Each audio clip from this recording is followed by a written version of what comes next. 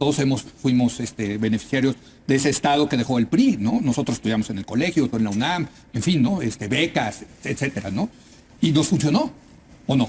Pero no sé cuál es tu pregunta, pero no, la pregunta, no, a lo que voy es, tienes que decidir entre servicios o transferencias. Bueno, si tuvieras que... Ya les dije, mi argumento ya les dije. Pero es una falsa disyuntiva, hay que hacer ambas. Pero lo que no entiendo es su rechazo total y absoluto de las transferencias. No. Estoy de acuerdo. Durante 6 años, el sexenio López Obrador, yo lo único que escuché, tanto de la oposición partidista como de la oposición en sentido amplio, es decir, intelectuales, editorialistas, fue críticas a los programas sociales de López Obrador. Un día sí y otro también. Populismo, clientelismo, va a ser una fábrica de pobres, va a tener resultados opuestos. En fin, lo único que hicieron durante 6 años de manera sistemática fue criticar a los programas sociales. Llega la elección de 2024 y de repente Xóchitl dice: no se vale usar esto electoralmente. Pues ¿qué has estado haciendo tu oposición durante 6 años? Usándolo electoralmente. Y no solamente eso. Y nosotros ahora se los vamos a ofrecer y más. Bueno, ¿con qué credibilidad dices eso después de 6 años decir que es puro clientelismo, populismo, una fábrica de pobres? Pues con ninguna. Entonces yo creo que lo que vimos y lo que estamos viendo es cinismo de parte de la oposición. No han sido convencidos, son vencidos. Perdón, nada más, porque da el Estado mexicano a diferentes grupos de la sociedad dinero en efectivo, como las pensiones a adultos mayores, como estos programas sociales son tremendamente populares, que también tienen, hay que decirlo, un objetivo electoral, porque pues el gobierno de Morena los ha utilizado para ganarse el apoyo de la ciudadanía a través del voto. Y como la oposición, son tan populares estos programas que la oposición pues ya no los critica y mucho menos se opone a ellos. Y en ese sentido, pues ha ganado una batalla cultural el Morena, la llamada Cuarta Transformación, en el sentido de que pues parece que estos programas asistencialistas llegaron para quedarse. Ahora, hay, no obstante, críticas a este tipo de programas en otras latitudes, en particular, por ejemplo, en China, el Estado chino no da estos apoyos en efectivo porque los considera que no ayudan a resolver los problemas de fondo de la pobreza. Tienen estos programas que se vuelven como una bola de nieve, en el sentido de que cada vez la gente pide más y más dinero a cambio de sus apoyos, de sus votos, ¿no? Y eso tensa las finanzas públicas, sino que es que las acaba quebrando, ¿no? Es también un argumento muy tecnocrático, hay que decirlo, pero pues que es un hecho, ¿no? Es una realidad. ¿Tú estás a favor de este Estado asistencialista? A ver, creo que viniendo de donde veníamos en México, con una, digamos, mayoría de la población en situación de pobreza, y con un muy bajo crecimiento durante muchos años, casi 40 años, 2% en promedio, era importante hacer algo con respecto a estos grupos. Y claramente Andrés Manuel López Obrador y su partido, su movimiento, pues vieron ahí una oportunidad, por un lado, pues sí, de, digamos, mejorar un poco la vida de las personas, estar en pobreza. Tenemos muchísima investigación que muestra que no solamente es lo que uno pueda imaginar de no tener dinero, de no acceder a los, digamos, la posibilidad de satisfacer tus necesidades básicas, sino que incluso además conlleva problemas psicológicos, problemas de alto estrés, dificultad para concentrarte, una serie de cosas que hacen que sea un círculo vicioso la pobreza. Una manera rápida, por ponerlo así, si piensas solo en pobreza, fuera hacer este tipo de ayudas directas, sin condicionamiento, a diferencia de cómo era en el pasado, en el caso mexicano y muchos otros.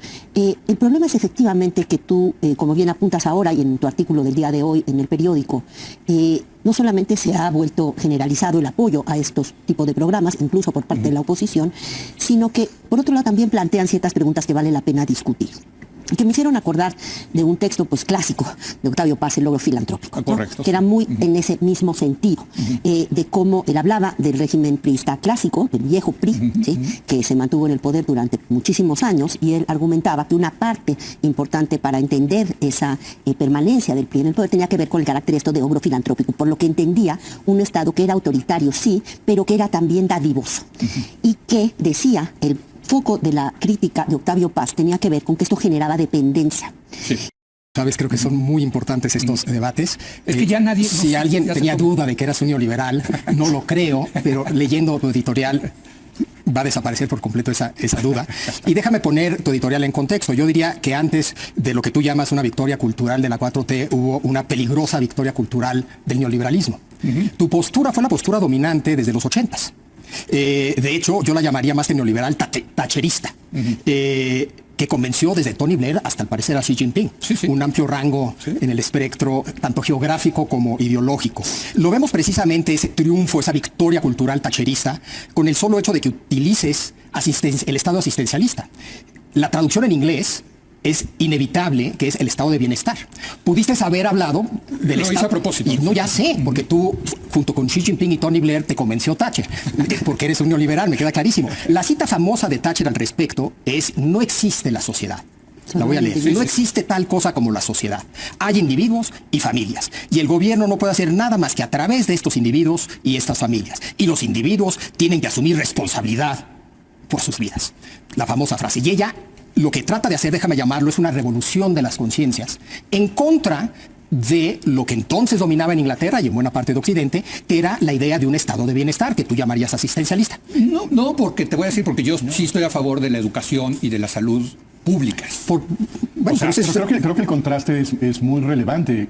A mi juicio, el gran cambio es que estos apoyos, estos recursos que se destinan a los programas sociales, son recursos que claramente se sustraen de las entidades del Estado que proveen servicios como la educación, como la seguridad social. Yo posible lectura la tuya, yo creo que hay otras posibles lecturas. Yo creo que precisamente la idea de otorgar dinero directamente sin intermediarios, y ahorita entro al tema de intermediarios, ya lo tocó más o menos Blanca, tiene que ver no con generar dependencia.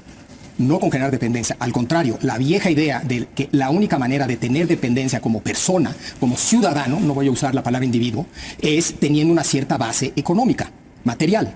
La única manera que puedes genuinamente ejercer tu libertad de una manera autónoma es teniendo una cierta base material. Por eso el proyecto del ingreso básico universal, que me imagino que habrá quien diga, es que eso es un proyecto neoliberal. No, los republicanos, la tradición republicana, neorepublicana, lo presenta precisamente como una manera de darle esa base material al individuo para que pueda genuinamente ejercer su libertad. Precisamente el voto fue restringido históricamente a gente de un cierto nivel de ingreso bajo el argumento de que solo teniendo un cierto nivel de ingreso podías ejercer tu voto de manera libre. Y la conclusión errónea que sacaron es limitar el voto en vez de dárselo a todo mundo y también darle a todo mundo mínima base de material. Y viene el tema de cómo pagas eso, pero es un tema aparte. Sí, pero ¿tú estás a favor de estas entregas en efectivo? Totalmente. No significa que siempre se hace bien, no significa que no deba de preocuparte el tema de cómo lo pagas, pero yo sí creo que tiene un lugar en tu proyecto distributivo las asignaciones directas. No es la única herramienta que hay que usar,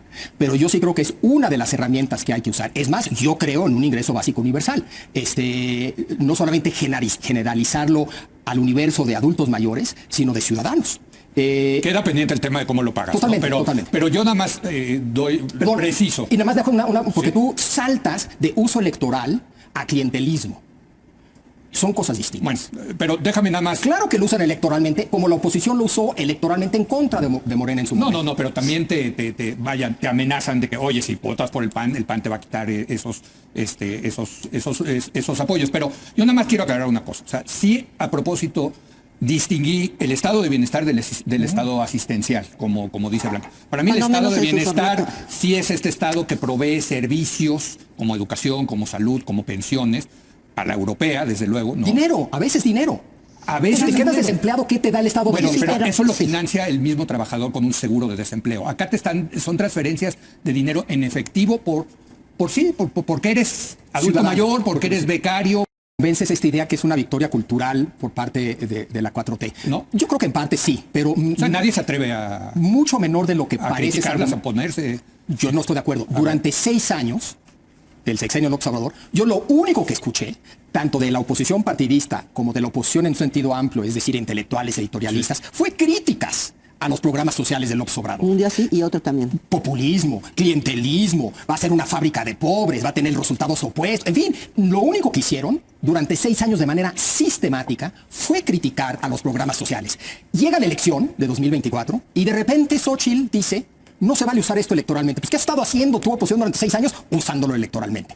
Y no solamente eso. Y Nosotros ahora se los vamos a ofrecer y más. Bueno, ¿con qué credibilidad dices eso después de 6 años decir que es puro clientelismo, populismo, una fábrica de pobres? Pues con ninguna. Entonces yo creo que lo que vimos y lo que estamos viendo es cinismo de parte de la oposición. No han sido convencidos. Son vencidos. Perdón, han nada sido más vencidos, un punto pero no están que convencidos. creo que en términos de la oposición partidista es importante, es que cuando se metieron en la Constitución estos programas, no tenían los votos López Obrador en el Congreso y pasaron por unanimidad. O sea, todos los partidos votaron a favor. Creo que esa victoria no es señal de Están coherencia, vencidos, no convencidos. No es una señal de pragmatismo congruencia política, político pero también, de es supervivencia. esa idea de que estas son las nuevas reglas, Sí. que es impensable un horizonte distinto. Eso lo hace una victoria cultural. Yo creo que sí. Ahora, pero el punto, perdón, no sé. Sí. No destruye y que apuesta a la lana. incidencia social a través de las transferencias ¿Cómo sociales y estaba sin el país? estructuras de Ahora, Estado. ¿cómo Perdón, estaba el perdón. país antes de que llegara Morena? Esos servicios se prestaban de forma muy precaria. La educación tenía un montón de problemas, el drenaje, el agua, la basura. O sea, no es cierto que fue... No, hubo un deterioro, hubo un deterioro. A ver, pero ese no, deterioro empieza precisamente con la crisis de los años 70 y 80, donde hay que recortar el presupuesto. Pues sí. Ya salió el neoliberal. Pues bueno, aquí. pues entonces Ya salió dime el neoliberal. Bueno, A a mí, ver, a mí no me da nada más pena una cosa, decirme un neoliberal, nada creo que es más. porque yo no me agarro el cuento del López Obrador de que es un insulto. Desde A luego que ver. no es una ideología y creo que se vale tener esa A ideología. ver, yo nada más dijo Chucho hace un momento, el PRI antiguo, el viejo PRI construyó instituciones, la 4T las destruye. Parece que es importante nada más históricamente ser cuidadosos porque la Revolución Mexicana de la cual surgió el PRI destruyó harta institución, ¿sí? O sea, destruyó por la vía violenta y le tocó, de alguna manera, podríamos verlo así, al PRI en su primera etapa, que se llamaba de otra manera, en los 20s y luego los 30s y los 40s, construir un nuevo conjunto de instituciones. Andrés Manuel López Obrador y Morena no hicieron una revolución de ese tipo. Entonces, en parte fue desmontar las instituciones en las que estaban incrustadas, ¿sí?, una cierta distribución de poder político y económico para poder dar paso a una nueva distribución. Alimentación, y por qué no agua, y por qué no... Súper importante. Todo el mundo quiere todos y en un mundo, en una utopía, todo el mundo. Pero la realidad es que tienes que escoger, sobre todo por la restricción presupuestal que tienes. Y ahí entonces entra emergencia y entonces pongo mis recursos en transferencias, o le sigo apostando a la creación y al mediano y largo plazo de instituciones que igualen las oportunidades. Porque, a ver, todos los que estamos aquí somos hijos de ese estado de bienestar, en algún sentido. Todos fuimos beneficiarios de ese estado que dejó el PRI, ¿no? Nosotros estudiamos en el colegio, en la UNAM, en fin, ¿no? Becas, etcétera, ¿no? Y nos funcionó, ¿o no? Pero no sé cuál es tu pregunta, pero No, dime, la pregunta, no, a lo que voy es, tienes que decidir entre servicios o transferencias. Si tuvieras que... Ya les dije, mi argumento ya les dije. Transferencias. Pero es una falsa disyuntiva, hay que hacer ambas. Pero lo que no entiendo es su rechazo total y absoluto de las transferencias. No, o sea... Como un componente importante. Del mismo Estado. No que de repente, ¿no? Importante al grado, y si quieren un día hablamos... Pero, programa más a ver, sobre- es un componente importante, pero